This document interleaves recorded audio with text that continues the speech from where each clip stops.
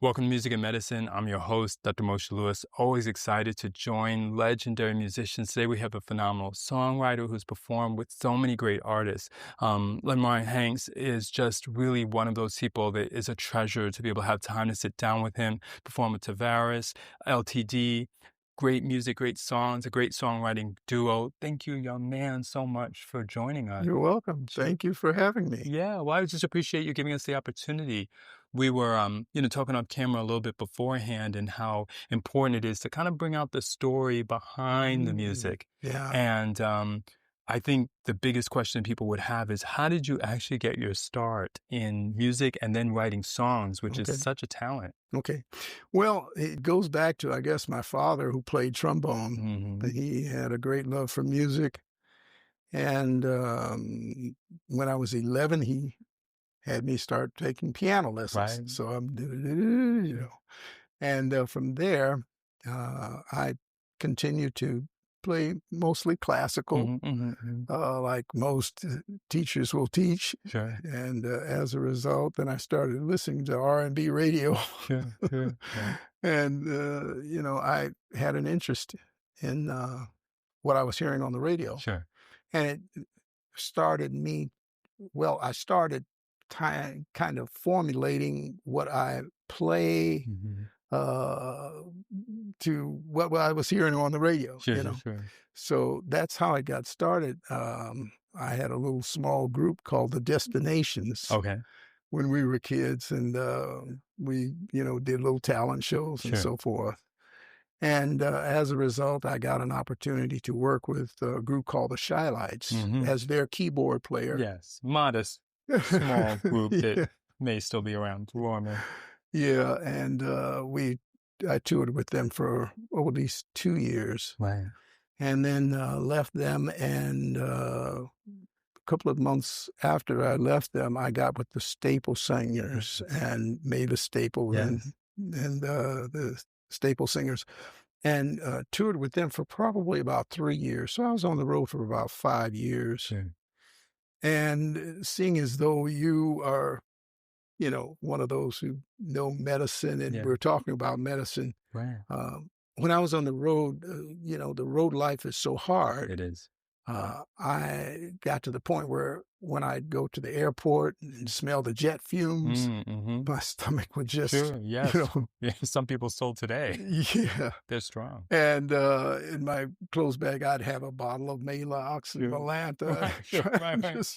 Right, a little walking pharmacy.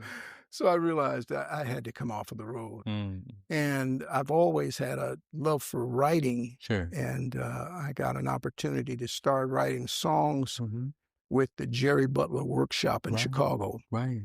And he hired me as one of his songwriters, along with my partner, Zane Grey. Yes, exactly. And we started writing songs for Jerry and Oscar Brown Jr. and a few, artists in Chicago. Sure. And then we decided that if we really want to do this and make money at it, we need to go west. Right. Sure. So that's why we came out here in about 1975. We came out here and transferred because Jerry Butler had the Songwriters Workshop sponsored by Chapel Music at that time. And Chapel then was bought out by Warner's. Right. So now it's Warner Chapel, but we transferred out here and to the office there in Hollywood. And we, had a pretty good measure of success. Yes. We're going to get to those. Let's back a little bit because you've covered such big groups and they're so near and dear to our hearts. I want to make sure we cover that transition because there's a big difference of playing the piano versus getting to play for the Shylights. How did that all come about? Well, I had a friend, Leroy. He was a drummer, and he was he was our drummer in that, talent show group that we had, the Destinations. And he was already, I guess, he was the drummer with the Shylights, and they needed a keyboard player. So he says, hey, I know a keyboard player, and that's how I got the gig with the Shylights. And then he left and went with the Staples and, Right. and Came said, along hey, as well. you need a That's right. keyboard player. Exactly. I know somebody. So, But that's good. It's all about word of mouth and reputation. yeah. Talk to us though about sort of some of those early moments and getting to rehearse sets and really realize like, wow, I'm here with a group that when it comes to the whole city of Chicago is synonymous, really. Well, I would have to mention an individual that I went to high school with. I went to South Shore High School. Yes. And there was an individual, his name is Daryl Fletcher. Yes. Very, very talented singer. And Zane, my partner, and Daryl were close. Yeah. And that was, I guess, I was maybe 17, 18 years old when I had my first record and I heard it on the radio. Right. And I'm like, I've arrived. Sure. I'm going to be rich. Exactly right. I'm going to be like the song goes. Tell us the song. It was called Changing by the Minute. Right. And it was a local, made a little noise, but it was just a local tune. And but Daryl was so talented. He had an opportunity to go and sign on with Ray Charles's studio or with his record label. And then my partner Zane and I were in California, so we collaborated and we had an opportunity to get a chance to meet Ray Charles and work with him in the studio. Wow. And I did some arrangements and helped with the putting together of the songs. Sure. So that turned out to be really, really a fun project. Right. And then Zane and I, we went to A&M Records. We transitioned from Warner Brothers to A&M. Right. And I met an individual who has been so instrumental in so many ways in my life. His name is Bobby Martin. And Bobby Martin was part of that Philadelphia sound. Right, yes. And boy, what a phenomenal arranger and producer he was, and still all the way up until his death was just a phenomenal musician, arranger, producer. He had incredible ears. He knew where the licks should go. Right. And actually, he was the one who introduced us to bars. Actually, we signed with A&M Records, and we were actually assigned to him to produce songs or to write songs so that he could produce those songs. Right. And that's how we got the opportunity to work with Tabaras, L.T.D, and several others. Sure. Teasing out just maybe some of the songs that you enjoyed of the Shy Lights or the Staple Singers. What are some of those that still to this day touch your heart? I'll take you there. I must have played that 1,000 times. Yes, of course, absolutely. Respect Yourself. Yes. Very, very profound lyrical content. Yes. And with the Shy Lights, oh boy, I can't even think of hardly, some of those old songs that we used to sing because it was in the beginning of their career when they were really, really becoming very popular when I was with them. Sure. And when they had Have You Seen Her and all of that, I was at that point with the Staple Singers. Sure, absolutely. How does it sort of move your spirit or move your soul when you hear music? Some people tell us that they hear it in their head. They may wake up in the middle of the night or hear things. They hear music all around them. You're just taking the thoughts right out of my mind. To this day, my wife says, if she sees that I'm waking up at 2:30 or 3 o'clock in the morning, I'm going into my music room and I'm going to record something, you know. But I still do that to this day. Sure. It's just an intrinsic part of my makeup. Sure. A lot of times I'm just laying in the bed and I'll get a thought and man, it's like, I got to lay this. I got to lay this down. Sure. And I still do quite a bit of recording at my home studio. Absolutely. As you're going along, like you said, you kind of made that transition from the road because of the intensity. What types of challenges do you feel existed? I mean, obviously you had some key contacts, but sometimes things don't always go, completely perfect. What were some of the challenges that you either pivoted from or were able to overcome? Well, I think being in R&B, we had some challenges trying to cross over. Right. That was the big, excuse me, the big issue back then, is to get our music to cross over to the pop Mm. line of music. So it's important that now, and I see a total mixture Sure. now. I don't see that dividing line as much as I used to. Sure. But that was a big challenge, and and then airplay, Yes. distribution, promotion. Sure. Those are big challenges back there, back in the day when we were really, putting out a lot of hits. Sure. Obviously, one of the greatest is when you were with L.T.D, Back in Yeah, Love back in again. love. Yeah, Talk to us about the process of the creation and how that came together. Because I know often it's a collaboration, sometimes yeah, of several individuals, even though sometimes only a few get the credit. yeah. Well, as Zane and I got to California, we were working on songs, trying to, keep the momentum going. Right. And I would just sit down at the piano and I'd start playing. I got a lot of influence for writing the song Back in Love from my, I guess, opportunity to work with Staple Singers, Right. because they were in that Sure. gospel rhythm mode, and I learned a lot. I learned a lot about that style of music, Sure. and I saw how popular it was. So I, came up with that do do do do do do Right. do, and Zane came up with the lyrics. It just kind of came together, and it was a good combination. And when you think about it, you try to rewind and think, Right. how did it all come together? Sure. And it's just I guess it's kind of a magnetic Sure. kind of a relationship that we had, and it really worked out well. Sure. Do you feel that the group itself faced some challenges being able to stay together and continue to put out such great music, especially L.T.D in particular?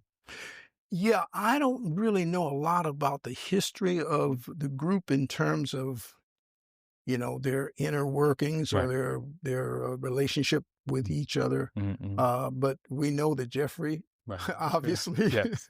went solo Yes. and has, done some phenomenal things since he's been on his own. Absolutely. So, yeah. Do you sometimes sense that the industry does that, though, almost seems to sort of pick the lead, whether we're talking Lionel or Well, Phil Collins or I, Beyonce? it seems as though that's I'll tell you one of the things that I really have to focus on, and that is, when there's one that is sort of taking the lead Right. in a group, uh, everything has to be divided up. Right. And, when it comes down to dollars and cents, a lot of lead singers and groups figured, hey, I'd do better and make Right. more money Right. if I That's a were good point. to go solo. So Sure. that usually is one of the main things, I guess, that people like Jeffrey Sure. focus on. Sure. Of course, I don't know. I Sure. don't know their inner workings or Sure. what happened between him and the group. Sure. Absolutely. Let's talk about Jerry Butler, a legend who with a very musical style. How long and do you genre. have? Right. Exactly. I could talk about Sure. Jerry Of for course. But we for have to. I ages and mean, ages, and he's a it's a legend. matter of fact, I'm glad you mentioned that. We just lost Jerry about 2 or 3 months ago. Right. Jerry helped to launch my career. Yeah. There's Skip so many others. Scarborough. Mhm. It's a matter of fact, when Jerry passed, I texted Jeffrey Osborne and told him that Jerry passed, and he texted me back and says, "Hey, Linron, Jerry was one of my favorite singers. Yes. Jerry was so instrumental in helping to develop so many talented artists." And Jeffrey texted me when he said, hey, he was one of my favorite singers. He says, hey, Jerry was actually the one that got L.T.D signed to A&M. So Jerry was just phenomenal when it came to, recognizing talent. Sure. So, yeah, Jerry, I mean, my brother to this day is, I consider him one of the top jazz musicians or keyboardists in Chicago. And he's still very, very active in the business. And he was working, after I came to California, he started working with Jerry. Right. And this is your my younger brother. Your younger brother, right? Yeah, sure. My younger brother.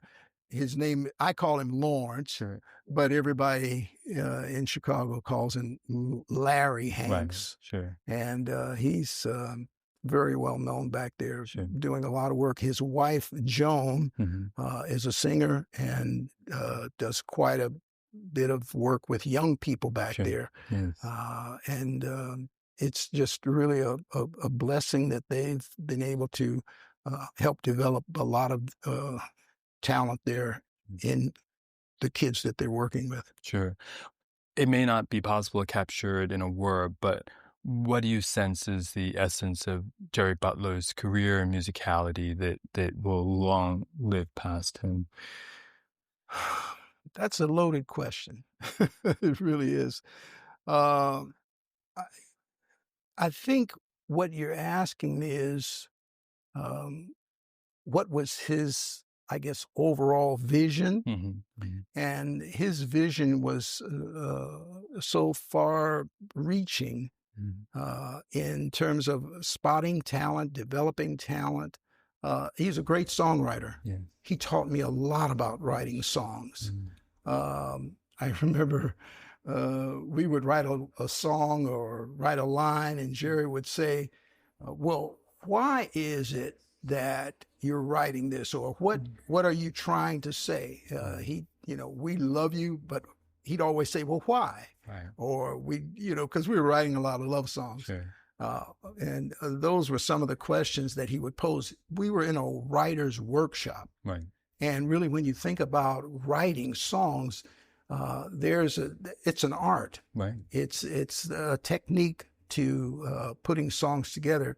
And he really helped us to understand the technique involved with putting songs together that, really made a lot of sense. I'll tell you, another person that was working with us back there was Calvin Carter. And Calvin Carter was so profound in his one-liners. He just kind of coached me, Zane and I, and he would really give us things to think about when we're formulating the song. Not so much musically, but just the overall theme or the thought process behind writing. Sure. On that note, you mentioned you were writing a lot of love songs. What do you think is something overall that you hope people would take away from your music, that you felt maybe that inner voice that was trying to come out from maybe younger Mr. Hanks? When I think of what I do, when I sit down and play, like I said, I've been playing since I was 11. Music is a language of its own. We've always talked about that. But when I think of what I'm playing, it comes from deep within. Right. Music has the language that can change our mood, can change our whole thought process, can make us feel good or make us feel sad. And, when I think of how I'm feeling, I talk through my fingers. Right. Literally. So I don't know if that answers your question. No, absolutely. Sure. Yeah. Expresses our inner emotions. What are a couple of the songs that you love that are now your work? We've sort of talked about some of the other artists you've worked with that you enjoyed, but where you look back and go, that was really good. One of the songs that I really, really love to this day is a song that Jeffrey Osborne and I wrote together called "You Were Made to Love." Beautiful ballad. I went to see Jeffrey in Pasadena. I went backstage and and we took pictures and so forth together, and it was a really, really nice reunion. And he mentioned, he says, a lot of you don't know this, but, you think, we always focus on Back in Love, Lynn Ron and Zane wrote Back in Love, but he says, you don't realize that Lynn Ron and I wrote this song called, You Were Made to Love. And he says it was just one of his favorite ballads. Of course, he doesn't do it. It never really made a lot of noise, but it's a beautiful song. I love that song. Actually, he had left L.T.D, or he went solo, and he was being produced by George Duke. And George Duke heard the song as it was presented to George by Jeffrey, and decided they would do it. Beautiful song. Beautiful song. That's just one of my favorites. And then a few that we've done, or Zane and I, we got together and did a song called If You're in Need. Yes. And I just recently heard the song redone on a girl named, let's see, what is her name? Raffaella Zaga. She's Italian. I think she's Italian. And I guess the Italian musicians and producers put it together. And every month or so, I go on YouTube and I look for songs that have been redone. And about every month, someone has redone one of my songs, because I had, I was looking at I'm with BMI, and I was looking at my BMI roster, and it's, over about 100 songs that I had on different albums. Absolutely. And, I look at my roster and I can't even remember the names of them. Because you're writing songs throughout the years, and just to continue to write as a professional writer, and you're just writing. And many times I wrote songs and didn't realize, or I don't remember, I should say, that I even wrote the songs until I look back and I say, oh, yeah, I remember I wrote that. I remember how we put that together. Absolutely. Has there been any other cover? Because I know several have been covered by other artists that kind of surprised you, besides the... Will Smith. Yes, right? Who would have imagined? I'm glad you brought it up. Yeah. I was very surprised that Will Smith redid Back in Love, and did quite well. I've been told it went double platinum. I don't know. But and then the Temptations redid it as well. So, I mean, it's been redone so many times, and it's been a real blessing to have, had the opportunity to work with so many professionals in the business. And I just look back and think, well, I just happened to be at the right place at the right time, and things just happened. Has there been a touching moment where a fan sort of expressed that to you, that you were a blessing to them through the song? Oh, yeah. Oh, yeah. Yeah. Like I said, it's really a blessing. And when you're writing, I would have never thought in 100 years I'd be sitting here talking to you years later about some of the songs that we did. Because, when you're writing, you don't know whether it's going to be a hit. You just write, and you try to do the best you can at writing a song. And this one records it, that one records it, and then all of a sudden, wow, it went viral. Others you thought were really going to be big, and it's like, they just bombed out. So absolutely. Our show is called Music and Medicine, and when you hear those words, how do they speak to your heart? Music is medicine, because when I think of music, it triggers feelings, it triggers emotions. And my wife is a reflexologist. She's been a reflexologist for many, many years. We just celebrated our 50th wedding anniversary this past August. And Lily has been my soulmate, my, go-to person, my confidant. And one of the things she always says is that, what is it? I can't remember how she puts it. But every emotion has a physical manifestation. And music triggers those emotions, Right. and it really helps us to bring out something that sometimes we didn't even know was there. Right. That's why it has the ability to make tears come to your eyes. Sure. It has the ability to put a smile on your face. Right. It has the ability to spur you on to action, make you get up and, that's why I go to the gym quite a bit, Good. and they're playing music all of the time, and I'm, Right, exactly. Keep you going, right? So, yes, it is definitely a main component of our everyday living. Sure. Because if you think of it, music is everywhere. It's, Right. you turn on the TV, you Sure. listen to the radio, it's commercials, Right. it's everywhere. Sure. We kind of hinted at this, but certainly one last question springs to mind. I know we could spend so many and so much time covering them, but this concept of, as we see, and want to believe there's a resurgence in some of the music that had quality, time, processing. Let Do me. you sense that How that's long do something you that- have? Exactly. I mean, I love the approach of some of the new music that's out there, and it has an appeal to the listening audience, and that's great. And people are making a lot of money, but with modern electronics, Right. it has, I guess, shifted Mhm. the industry to loops, Right. rhythms, Sure. beats. Right. And, if you use them sparingly, Right. you can really, really still keep the original rich sound Sure. of music, Right. and yet keep it, up to date. Sure.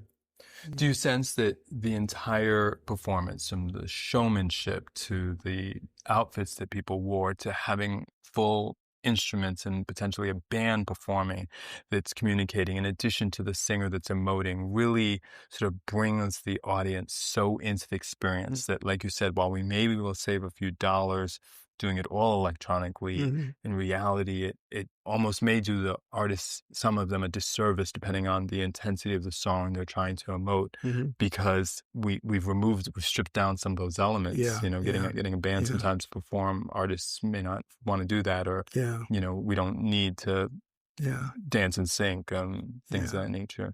Well, here's what we do now. The modern day of recording is basically, Pro Tools, Right. Logic, all of those platforms or means of putting music together, and the sounds actually in those different platforms allows for a musician or a keyboardist like myself Right. to eliminate a lot of musicians, Right. because I play my own bass, I do my own drums, I do my strings, my horns, I do everything. But if you know how a violinist Right. plays the violin, Right.